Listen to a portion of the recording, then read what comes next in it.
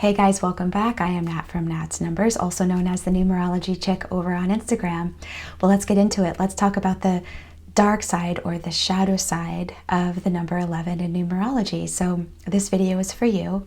If you have an 11 life path, an 11 expression number, heart's desire, personality, or you were born on a day of the month that adds down to 11, like the 11th or the 29th.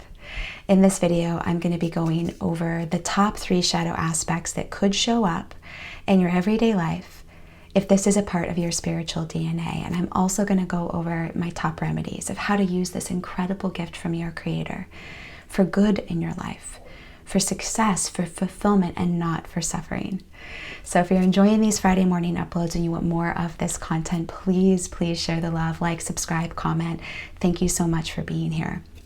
So let me first define what I mean by the shadow aspect. Keep in mind that every single number that we talk about in numerology isn't a number. It's a symbol that's pointing to a fundamental force or instinct in the universe. Every single number is a puzzle piece that is here to get a job done, to produce a result. So the shadow aspect is simply when we are not actively engaging in producing the result of that number. That's it. It's like having a magic wand and not using it or misfiring. So the 11. The 11 is a number that wants to produce the result of illumination, of bringing new things to light. And as such, to help create heightened levels of spiritual connection, inspiration, and elevated peace.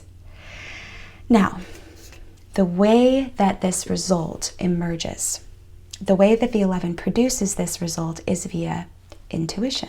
So if you have an 11 in your chart, you were born with a natural intuition, with being psychic, meaning that you just feel or know something without reason and without logic. Here's the problem. It can be really difficult to sense things that other people don't, right? You can be seen as a deviant. You can be seen as the black sheep of your family, of your friend group, within your industry. You're the canary in the coal mine. You're the person that senses something before other people do or before they want to. So to survive, you might initially stuff down this incredible gift of the 11, right? Stuff it underneath the rug. And then you will invariably dip into the shadow aspects. So the first shadow aspect that shows up when we have the 11 in our chart, the early warning signs, is self-denial. And keep in mind that these usually go in order. So self-denial, when you have this incredible perceptiveness, this intuition that other people don't seem to share, you may start to think to yourself, I think there might be something wrong with me. I'm too sensitive, I'm too much, I'm too intense. You might actually get this message from other people as well. And so then you deny your thoughts, your feelings, your emotions. You stuff down your gut instincts and you stop trusting yourself, and you become a person that stops trusting themselves. And what does that kind of person look like? This is a person that is insecure. This is a person that's precious, like constantly sensitive. Like if you look at them the wrong way, they could just like burst into tears. This is a person that seeks constant reassurance from others and who is a perpetual child or a perpetual student.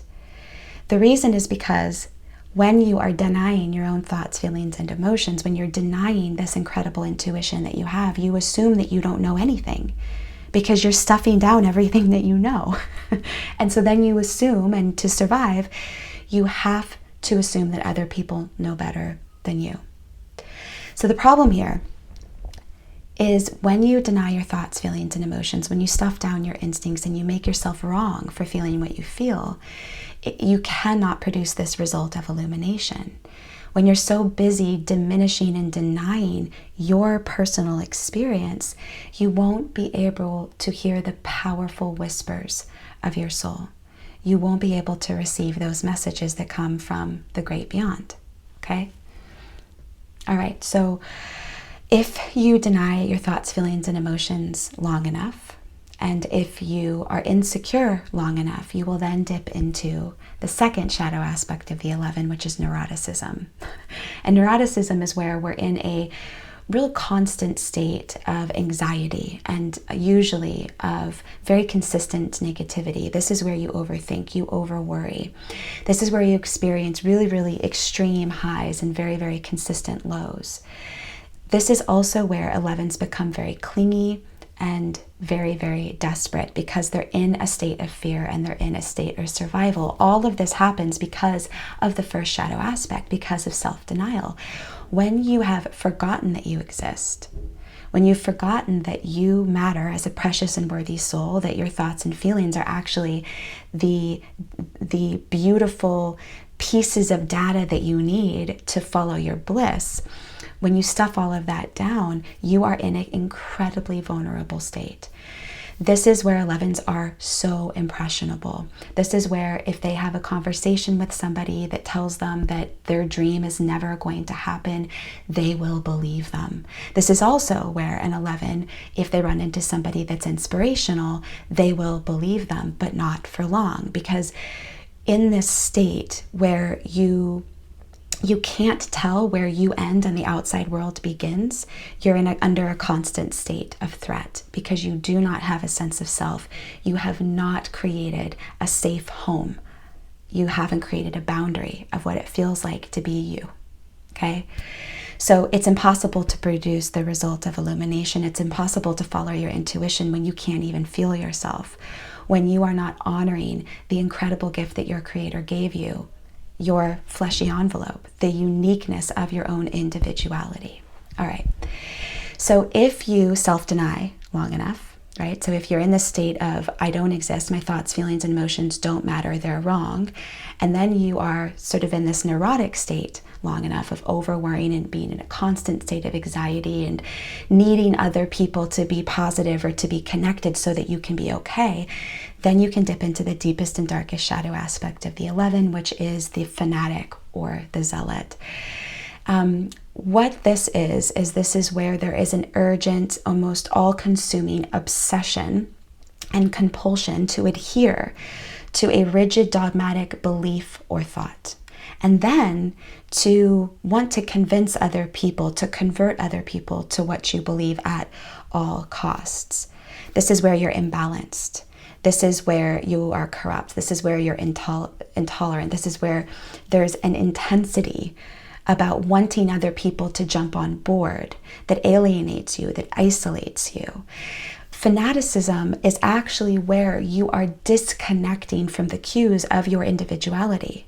You're disconnecting from the cues of your body, mind, and soul, and you're identifying with this construct outside of you.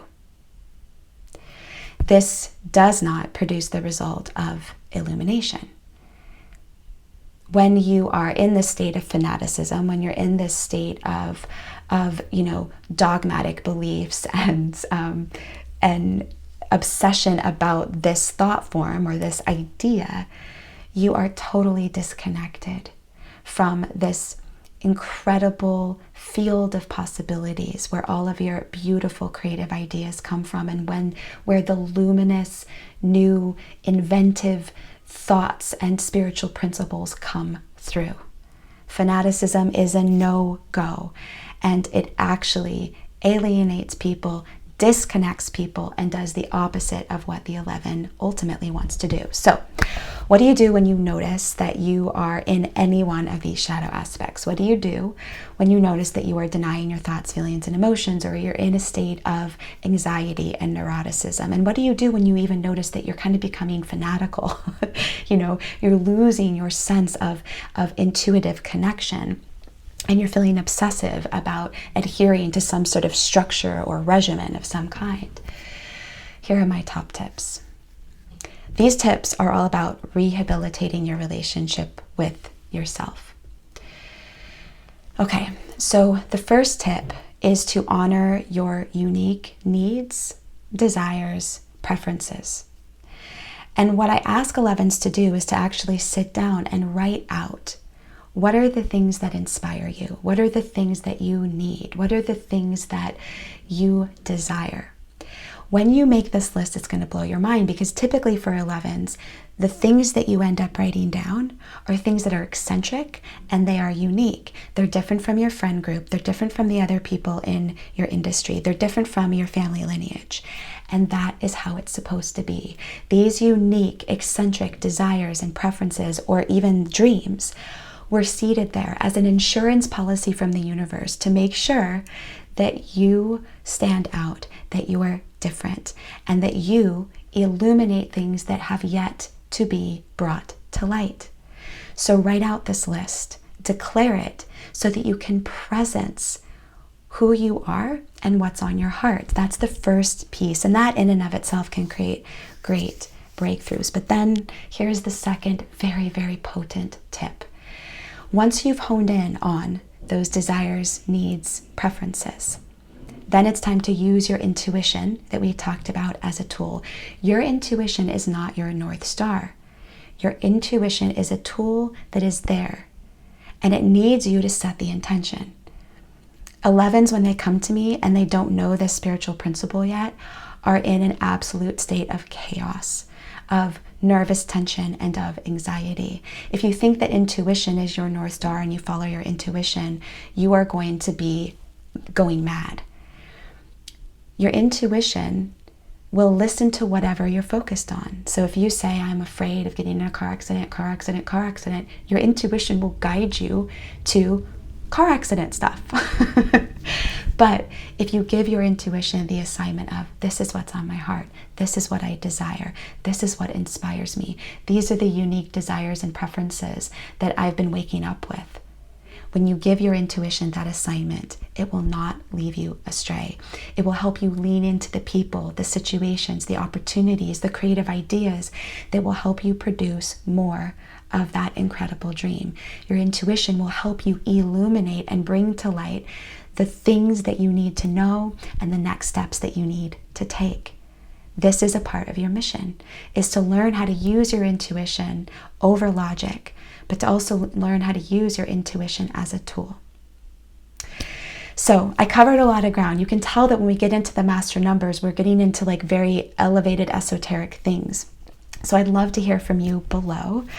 What resonated in this video if you are an 11, and what are the things that have worked for you? What are the things that keep you out of that state of anxiety? What are the things that keep you out of that state of obsessive fanaticism? I can't wait to hear from you, and I will see you guys again next Friday for the next video in the series.